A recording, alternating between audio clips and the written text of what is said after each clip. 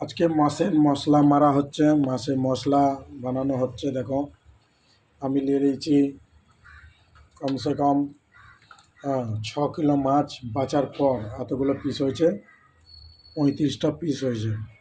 এটা হচ্ছে মাছের মশলা, এটা হচ্ছে লঙ্কা, স্রেফ মির্চি, এটা হচ্ছে রসুন, পুরো রসুন। দেখো এই রসুনটা এতে দিচ্ছি। মাছে কতটা রসুন লাগবে দেখ, ঠিক আছে। এটা হচ্ছে কাঁচা লঙ্কা, জুমটা একটু কম। এটা দিচ্ছি লঙ্কা,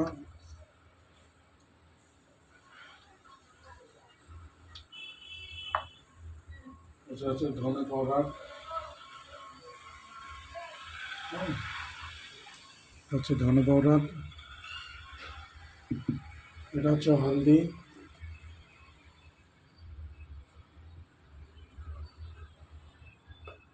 এটা হচ্ছে জিরা, এগুলো হচ্ছে লেবু, এগুলো হচ্ছে লেবু,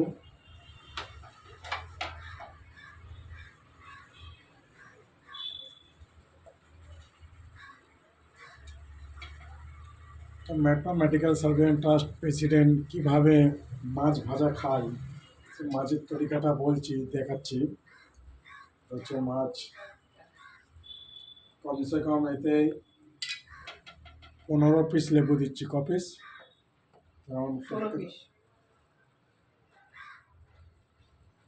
আমাদের এখানে হচ্ছে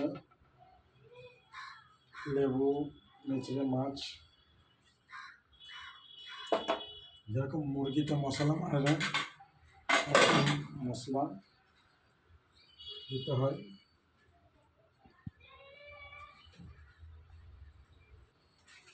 এটা ধনে পাতা পিসে এর মধ্যে দিলে আরও টেস্ট হবে।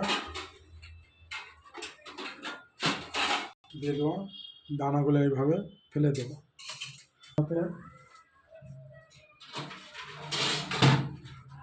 अगर তুমি তন্দুরের হিসেবে খেতে চাও তো এই মশলাটা দিলে মুরগি পোড়ার মতন মাছটা খুশবু লাগবে।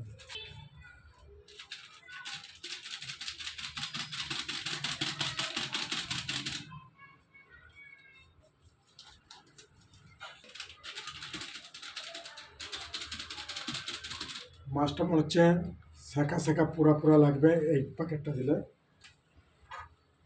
সাথে আমরা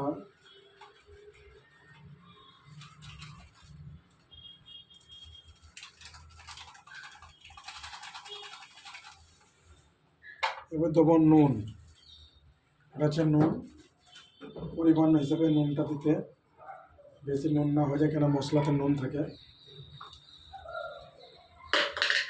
এই মাছটা মাখানো হচ্ছে। দর্শক ভাইরা দেখেছো তো কেমনভাবে মশলা লাগালাম। মাছটা দেখো কালারটা কেমন হচ্ছে।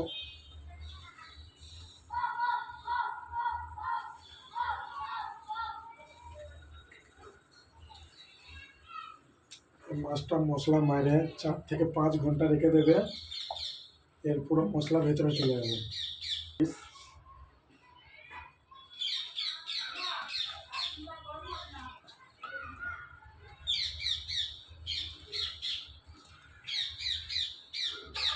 নেবে কেমন।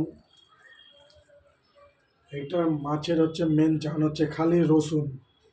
এই রসুন যত দেবে মাছের মধ্যে অত টেস্ট লাগবে। চেকে নেবে এরকম মশলা এখন একটু চাকতে হয়।